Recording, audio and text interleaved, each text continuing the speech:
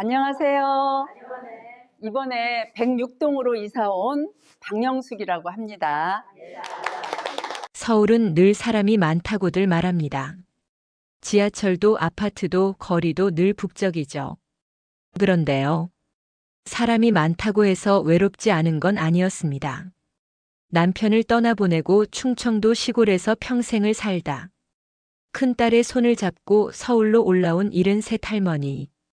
어느 날 그녀는 처음으로 깨달았습니다. 사람들 속에 있어도 혼자일 수 있구나.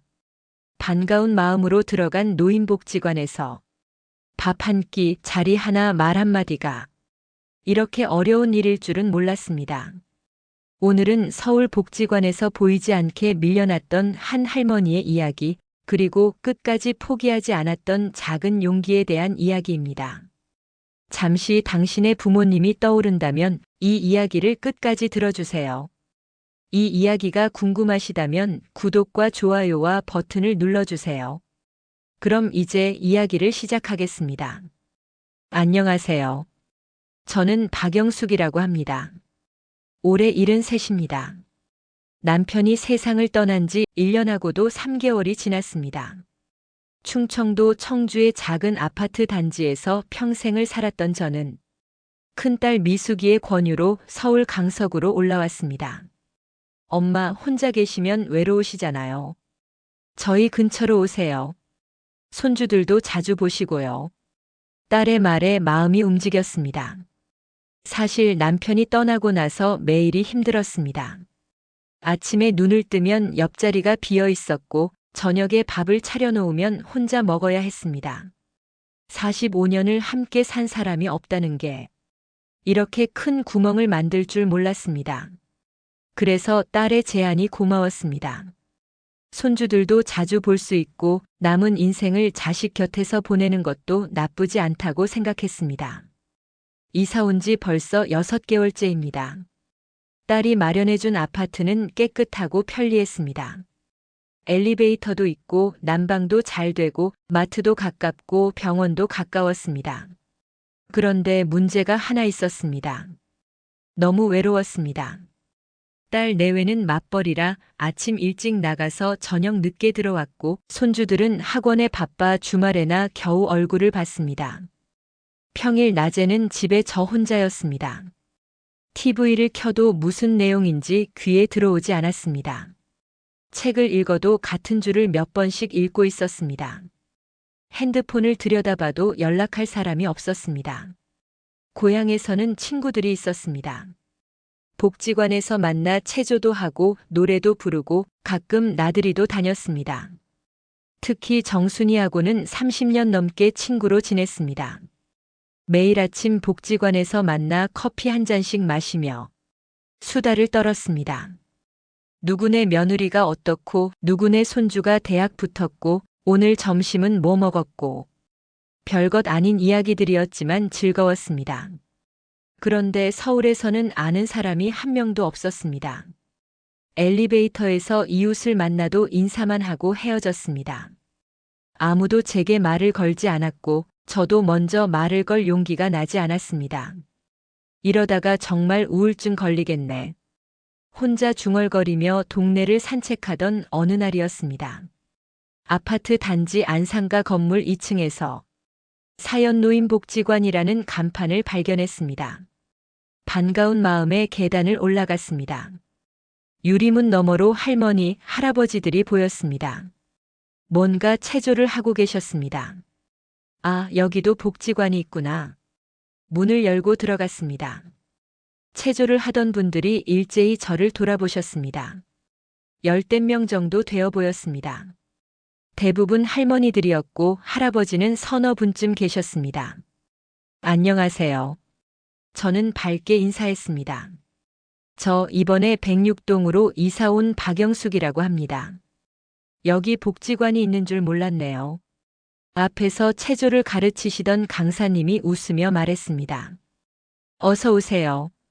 새로 오신 분이시네요. 하지만 다른 분들은 달랐습니다. 몇몇 할머니들이 저를 위아래로 훑어보시더니 고개만 까딱했습니다. 환영하는 분위기는 아니었습니다. 뭐 처음이니까 그럴 수 있지. 고향 복지관도 처음엔 낯설었으니까요. 시간이 지나면 친해질 거라고 생각했습니다. 체조가 끝나고 쉬는 시간이 되었습니다. 여기 앉아도 될까요? 저는 빈 의자를 가리키며 물었습니다. 한 할머니가 난처한 표정으로 말했습니다. 아, 거기는 정숙 언니 자리인데요. 화장실 가셨어요. 아, 그러시구나. 그럼 저기는요? 다른 자리를 가리켰더니 거기는 명자 언니 자리고, 또 다른 자리를 가리켰더니 거기는 순이 언니가 앉는 데고, 모든 자리에 주인이 있었습니다. 결국 구석에 있는 플라스틱 간이 의자에 앉았습니다. 다른 분들은 푹신한 소파 의자에 앉아 계셨는데 저만 딱딱한 의자였습니다. 할머니들은 다시 수다를 시작했습니다. 어제 며느리가 또 늦게 들어왔어. 애들 저녁도 안 챙기고. 요즘 며느리들은 다 그래. 우리 때는 안 그랬는데. 맞아, 맞아. 시어머니 눈치 보느라 난리였지. 저는 옆에 앉아 있었지만 대화에는 끼지 못했습니다. 말을 걸어볼까 하다가도 분위기가 어색해서 입을 다물었습니다. 그때 한 남자분이 다가오셨습니다. 60대 중반쯤 되어 보이는 단정한 인상의 분이었습니다. 안녕하세요. 저는 여기 관장 이종수라고 합니다. 처음 오셨어요? 네. 이번에 큰딸 따라 서울 왔어요. 아, 그러세요? 고향이 어디세요? 충청도 청주요. 오, 먼 데서 오셨네요. 여기 분들이 오래 다닌 사람들이라. 처음엔 좀 낯설 수도 있는데요. 천천히 적응하시면 돼요. 환영합니다. 관장님은 친절했습니다. 악수까지 청하셨습니다. 하지만 다른 분들은 여전히 저를 거들떠보지도 않았습니다. 아니, 오히려 관장님이 저한테 친절하게 대하는 걸 못마땅해 하는 것처럼 보였습니다. 점심시간이 되었습니다. 오늘 점심은 김치찌개예요. 식사하실 분들은 배식대로 오세요. 한 할머니가 앞치마를 두르고 배식 준비를 하셨습니다. 할머니들이 우르르 일어나 줄을 섰습니다. 저도 따라 일어섰습니다. 고향 복지관처럼 밥도 주나 보네. 좋네. 그런데 제 차례가 되자 배식하시던 할머니가 제 얼굴을 보더니 멈칫했습니다. 신청하셨어요? 예. 신청이요? 점심 식사는 전날까지 신청해야 하는데요. 재료 준비를 해야 해서요. 아, 그걸 몰랐네요. 오늘 처음 와서. 그럼 오늘은 어렵고요. 내일부터 미리 신청하세요. 관장님한테 말씀하시면 돼요. 할머니들이 다 듣고 있는데 저만 빈손으로 물러났습니다. 얼굴이 화끈거렸습니다. 창피해라. 고향 복지관은 그냥 가면 밥을 먹었는데 여기는 규칙이 엄격한가 봅니다. 할머니들이 식탁에 둘러앉아 식사를 시작했습니다. 김치찌개에서 김이 모락모락 올라왔습니다. 맛있어 보였습니다. 저는 구석 의자에 그대로 앉아 있었습니다. 그때 관장님이 오셨습니다. 아이고, 박영숙 씨.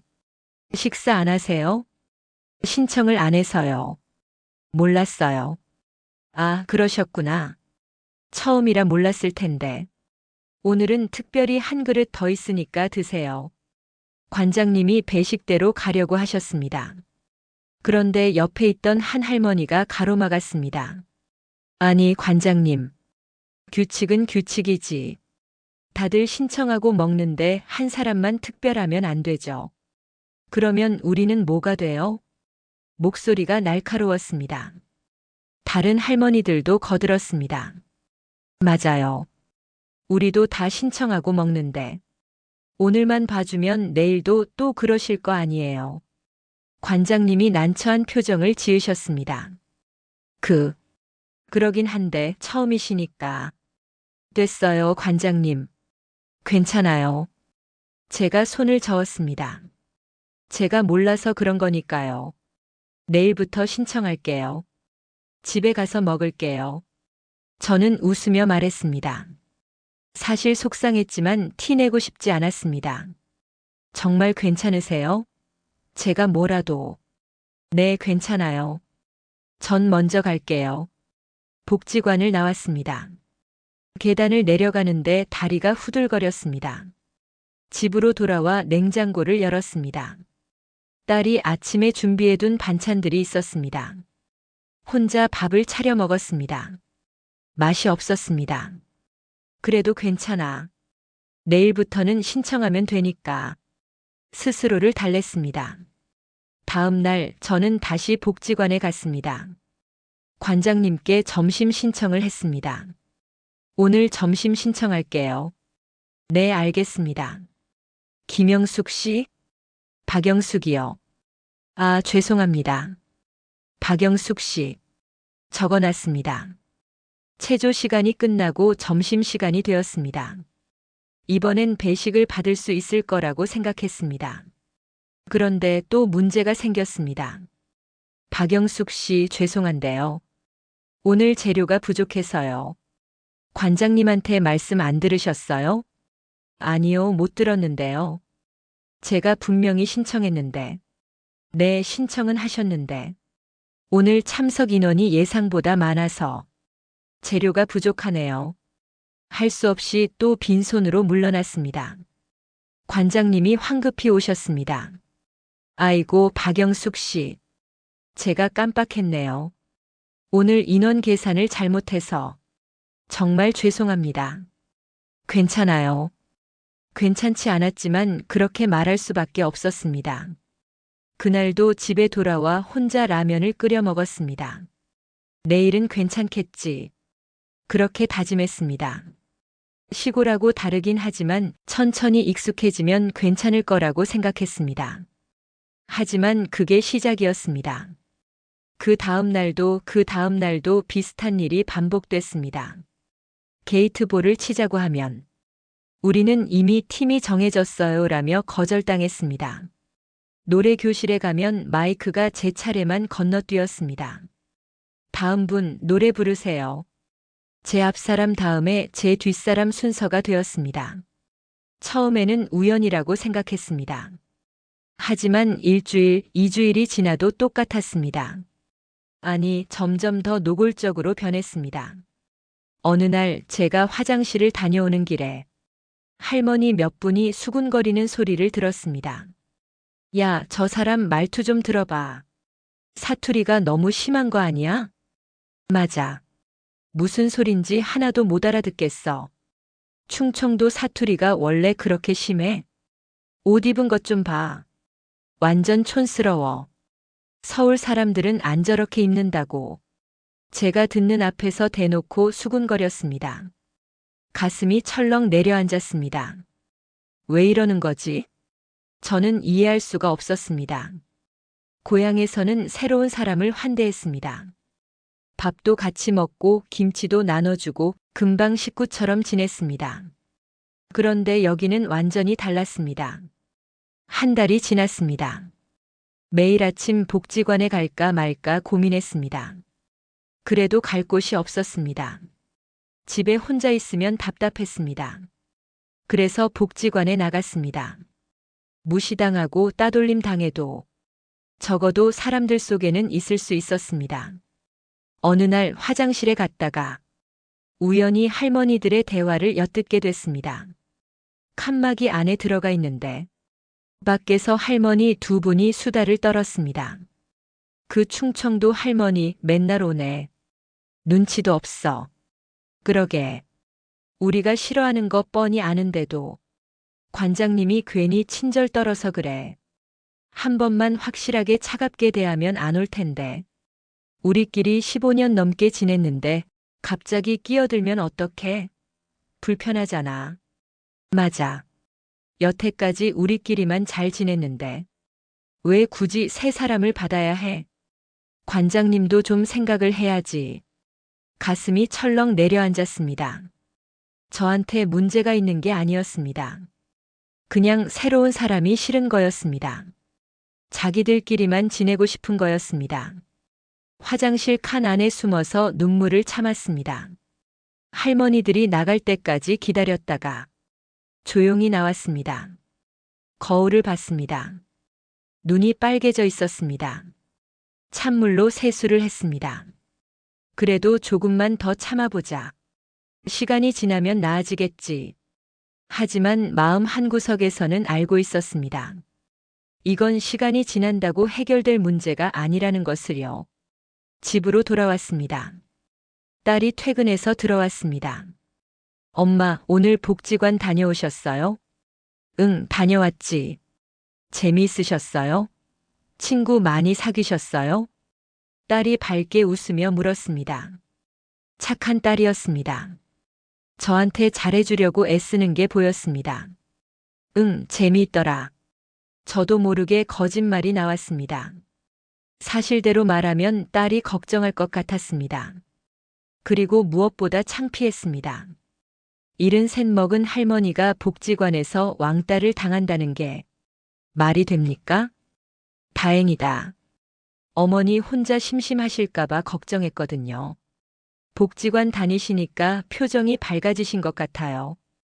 딸이 안심한 얼굴로 웃었습니다. 거짓말 위에 거짓말이 쌓였습니다. 그날 밤 잠이 오지 않았습니다. 침대에 누워 천장을 바라봤습니다. 내가 뭘 잘못했나? 100번도 더 생각해봤지만 답이 없었습니다. 처음 갔을 때 인사도 제대로 했고 예의 없이 행동한 적도 없었습니다. 남의 험담을 한 적도 없고 누구한테 잘못한 것도 없었습니다. 그냥 새로운 사람이라서 충청도에서 왔다는 이유만으로 미움을 받는 것 같았습니다. 고향 복지관 친구들 얼굴이 떠올랐습니다. 정순이, 명자, 춘자. 지금쯤 뭐하고 있을까요? 제가 떠나고 나서 섭섭해했을까요? 전화라도 해볼까 하다가 관뒀습니다. 전화하면 서울 생활 어때? 재미있어? 물을 게 뻔했습니다. 그럼 또 거짓말을 해야 했습니다. 외로웠습니다. 이렇게 외로울 줄 몰랐습니다. 다음 날 아침 또 고민했습니다. 오늘은 복지관 가지 말까? 하지만 집에 있으면 더 답답했습니다. 벽만 쳐다보고 있으면 정말 미칠 것 같았습니다. 그래서 냉대를 받더라도 무시당하더라도 일단 사람이 있는 곳에 가고 싶었습니다. 옷을 입고 복지관으로 향했습니다. 계단을 올라가면서 생각했습니다. 30년간 사회복지사로 일했던 내가 복지관에서 왕따를 당하다니 아이러니했습니다. 젊었을 때 저는 사회복지사였습니다. 청주시 노인복지관에서 30년을 일했습니다. 수많은 노인분들을 상담했습니다. 가족에게 소외된 분들, 경로당에서 따돌림 당하는 분들, 외롭고 힘들어하는 분들. 그분들께 저는 항상 이렇게 말했습니다. 힘내세요. 포기하지 마세요. 당신은 소중한 사람입니다. 그런데 정작 저는 지금 그 똑같은 상황에 처해 있었습니다. 그리고 포기하고 싶었습니다. 다음 이야기가 궁금하시면 구독과 좋아요를 눌러주세요. 영상 제작에 큰 힘이 됩니다.